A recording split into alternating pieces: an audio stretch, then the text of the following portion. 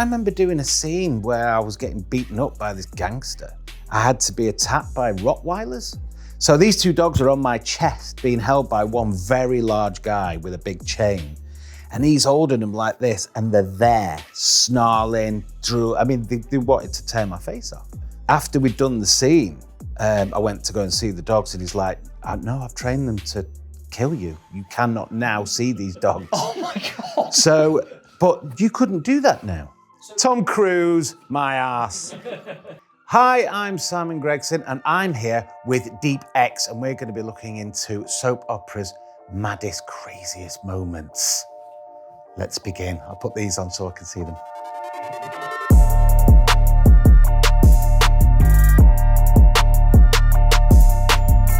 Deep X. Oh, the tram crash. Yes, I remember it well.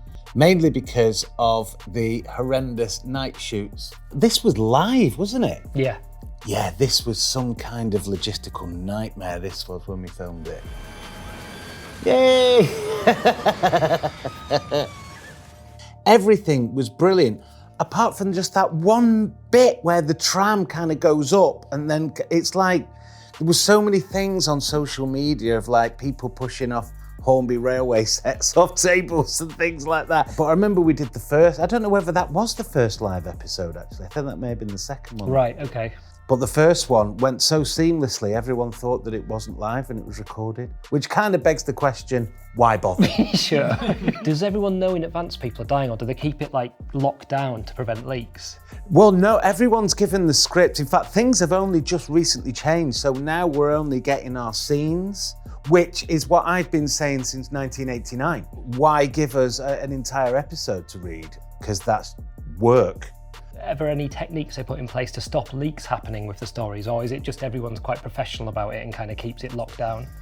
No, everyone keeps it locked down because, I mean, especially well, not just the actors, of course, you know, everybody, production and crew and everything, because basically everyone's working so hard on the production that for it to be spoilt in any way would be off. Of course, you're going to get the odd person who's probably making a little bit on the side somewhere who's joined the crew for a day. Everybody's very, very professional, and leaks are very few and far between. Unless you get drunk and leave your script in a pub. Also happening. So Neighbours, massive when I was a kid. And Bouncer was the golden retriever, the Labrador that was in there, and everybody loved Bouncer. So Bouncer's iconic dream. Oh look, he's got his little paw on the head. This is amazing. Bouncer gets married in the dream. Well, at least they didn't shoot the honeymoon. So Bouncer dream involves really bad set decorations. Where do you stand on that kind of thing? Do you think it should be a bit more of a sort of real life bricks and mortar story?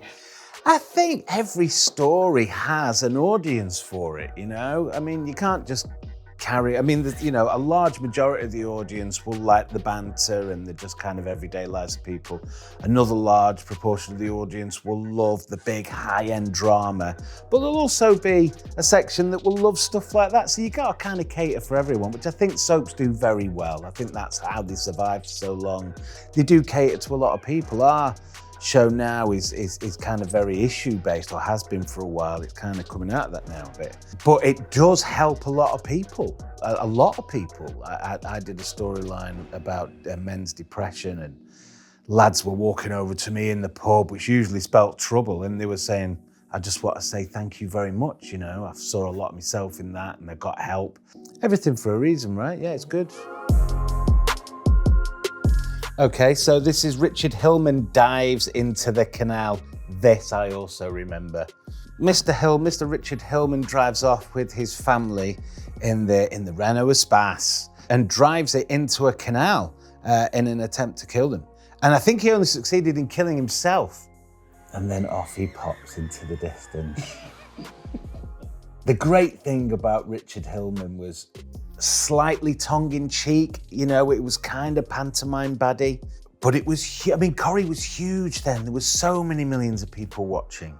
And this kind of stuff was rare then. Everything's kind of issue-based storylines these days, whereas, you know, big tragedy and stuff like that, although the soaps seem to do that quite often, especially around Christmas time. How could it possibly be Christmas without everybody dying?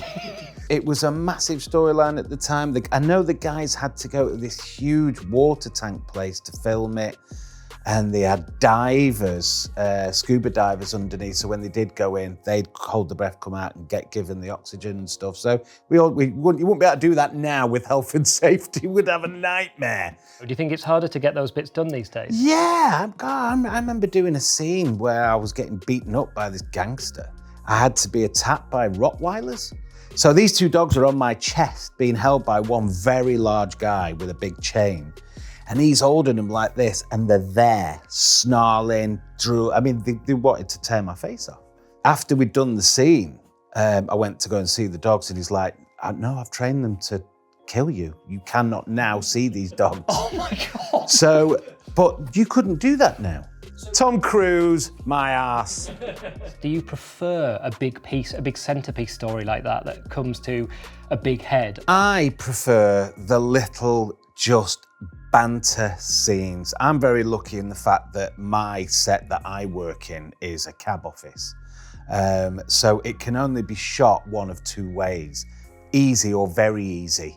So what we do is that we're just shooting the breeze. Corrie was basically hard women and henpecked husbands and talking about the price of fish over the garden wall.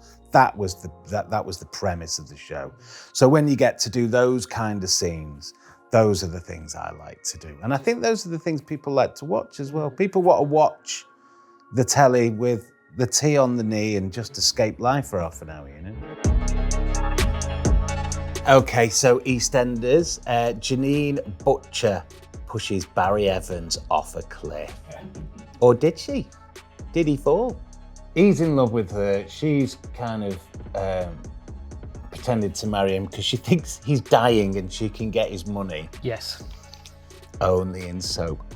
So he grabs her and she says, get off me, and he falls. See, in my eyes, that was an accident. Oh, Team Janine. Yeah, Team Janine. I mean, horrible witch of a woman, but I don't reckon she pushed him. And the funny thing is that people had, you know, the ability to record and pause back in them days, yet still they went with the wrong decision. So, yet again, people, huh? So this is where Harold and Madge reunited in 1996. Do you remember this story? No. So this story was Harold Bishop, who was one of the most popular characters for years, was killed off in a storyline where he fell off some cliffs. Ratings dropped after that, so 5 years later, his wife found him working in a charity shop with amnesia and a different name. It happens all the time. What do you think about characters returning? Yeah, I think it's completely fine to have characters returning to soaps. And also I think it's fine for them to be other actors, actresses. In Soapland, things get forgotten very, very quickly and people move on very quickly. This is when Deirdre Barlow got put in prison for not doing anything wrong. And the country went absolutely crackers about it. It was even mentioned in Parliament by the Prime Minister, I believe. Tony Blair said he would be commanding Home Secretary Jack Straw to investigate the issue. Yeah, it was crazy. I remember seeing it on the news going, oh my, I'm a part of something which affects the general public so much that it's mentioned in the Houses of Parliament. It was a crazy, crazy time, yeah. Because when you're in this job, it doesn't really compute about how many people watch it or, you know, how many people's homes you're in. But when stuff like that happens, that's when you get a little snippet of, wow, everyone's mad. Obviously, everyone knows it's fantasy, but some people get very invested. Have you ever had that with fans or people approaching you? Yeah, I've had it loads of times, yeah. I think reality TV has kind of helped people realise that Bungle wasn't a real bear.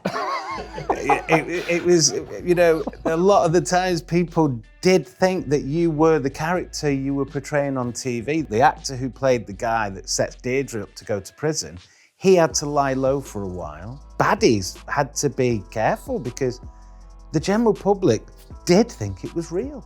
You weren't a baddie, so to speak, but you were a naughty kid, weren't you, when you first joined the show? Like, did any of that kind of come back towards you as well? Yeah, I was hated for the first 10 years of me being in that show by people. It was bizarre.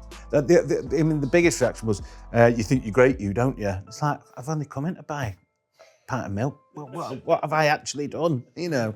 And people's reaction was very, very odd, to the point when it's taken me a long time to realise, but it was them that had the problem, and because they didn't know how to handle it, they kind of put all that on you, you know?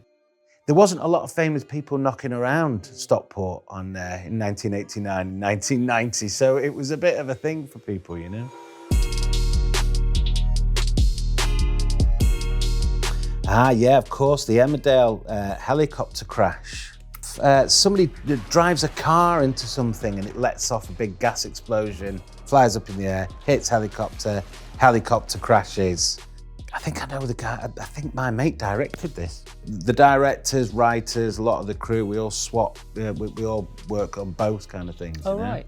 There was talk a long time ago about us, why don't the actors, the characters, kind of go in between the soaps?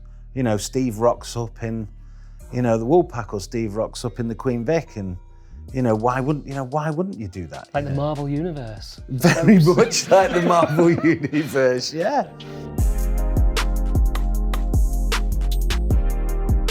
I remember this. I'm very proud of it that I remember it.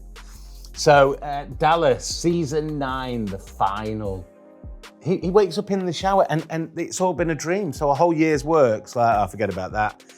Patrick Duffy has actually decided to come back to the show because we offered him far too much money for him to turn down. So last year, that was a dream. Let's crack on. Perfect. What's wrong with that? And everybody bought it and carried on watching. How would you feel about that if you'd been performing for a year and then they were like, oh, none of that happened? Would you be like, fair enough, I'm still in the show, or would you be that was a waste of time? As long as they're paying me, I don't care. Do we still get paid? Yes. Do what you want.